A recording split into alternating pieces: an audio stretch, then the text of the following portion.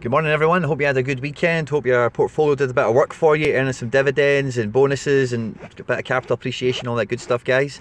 Just want to start off by saying if you're watching the videos, you're keeping in touch with the channel, please subscribe, like the videos, comment. I love the interactions guys. It puts a big smile on my face when I hear you guys interacting with me and sharing your tips as well as the things that we highlight here on video.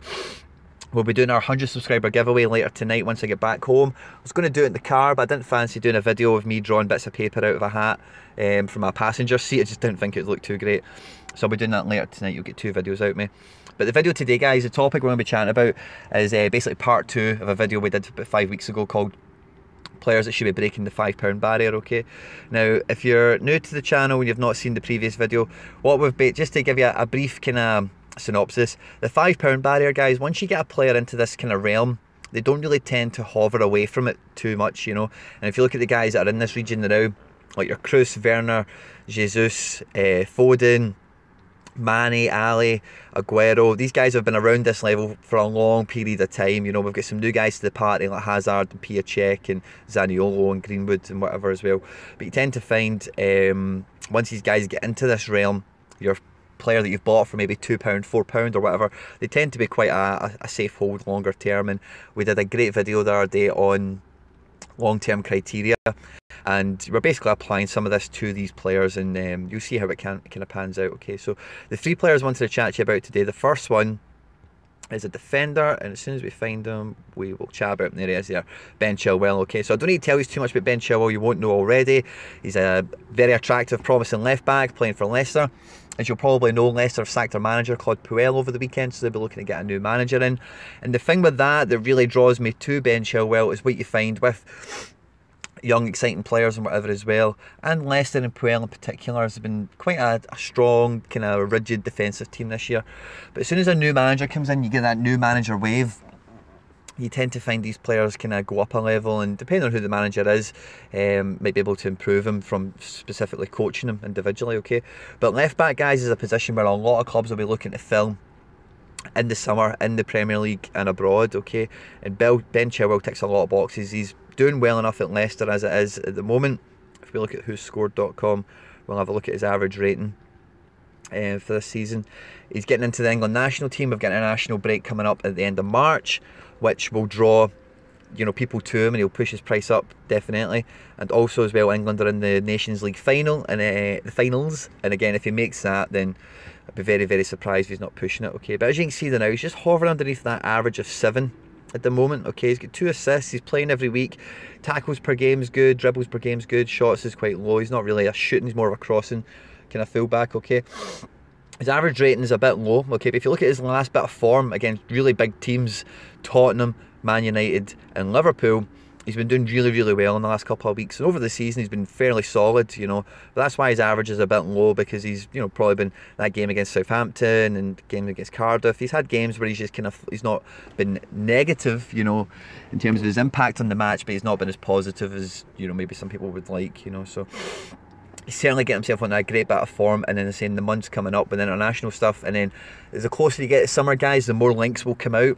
Ben Chilwell is 100% somebody you want to be keeping your eye on and watching out for. Like we've been speaking about in those last couple of videos, that kind of plateau where he's leveling out at a safe level, where buying him, you're not really at risk of going into the red too quickly, even if it is only by a pence or two, because it can be a little bit demoralising. Okay, so Ben Chilwell is number 1. Okay, now number 2 is somebody I'm a bit of a fanboy of. Made his full debut at the weekend there to great aplomb, and he's really shot up the market. Okay, and that is our boy, you can see him in the search bar there, is Miguel, I can't even see him, but we'll just go and find him, Miguel Almiron. Okay, now Almiron is somebody who I'm a massive fan of. I bought him at IPO, and I just didn't have the patience to hold him, so I thought he might have went to Arsenal, we went to Newcastle, and he's stood off really well. Miguel Almiron, guys, is a really hot prospect. I've been saying this about him to anyone who will listen since his breakout season with Atlanta, not the season we just finished when they won the cup, but this first season.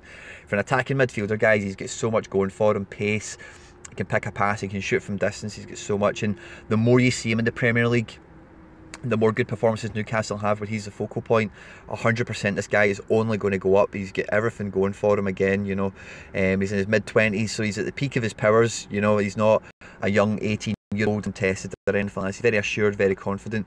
And the thing with Newcastle, especially Mike Ashley, they've paid a good money for him, but see somebody in the summer rocks up and says here's 50 million quid, like an Arsenal or a Liverpool or a Man United or a Juventus or, you know, anyone, Mike Ashley's selling all day long, you know. So the more he does, you know, he's a very good short-term hold. Okay, I've not actually dived into who scored yet, because I know he's only played a couple of games in England. Maybe I'm just waiting for the phone to catch up with me.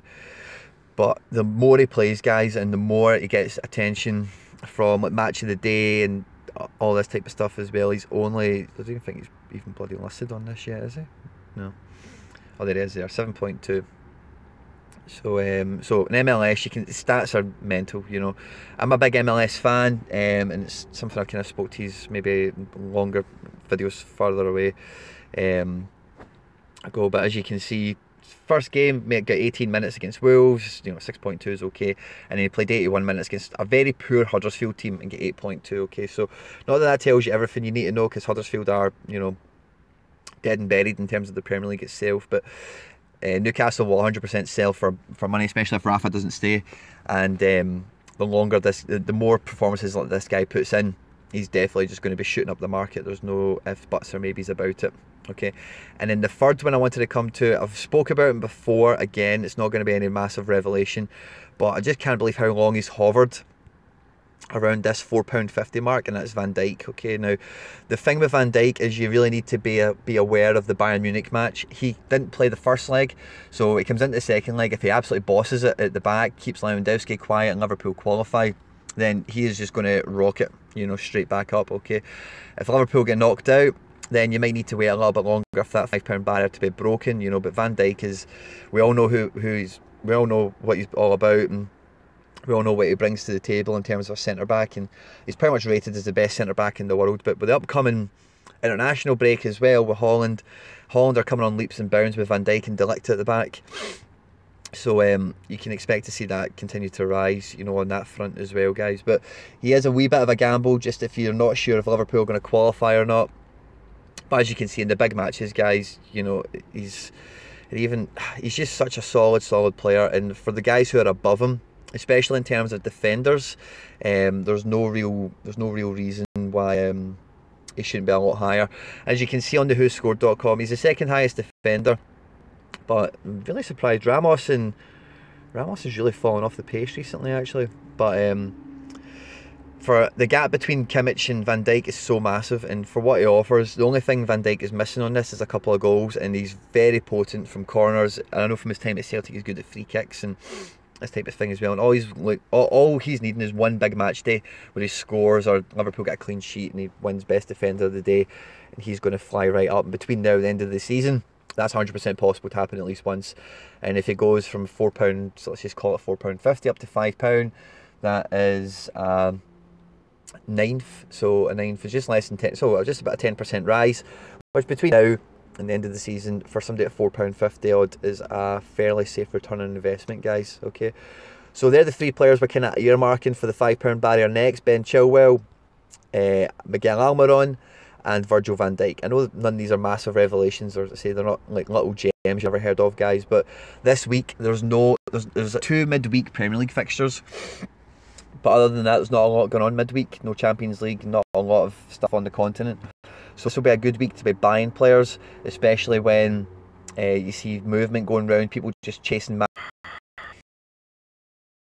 video. I better get back to work. Like, share, subscribe, all that good stuff, guys. Comment. I love the interaction. Stay out of trouble, and I'll see you on the next one. Take care. Bye-bye.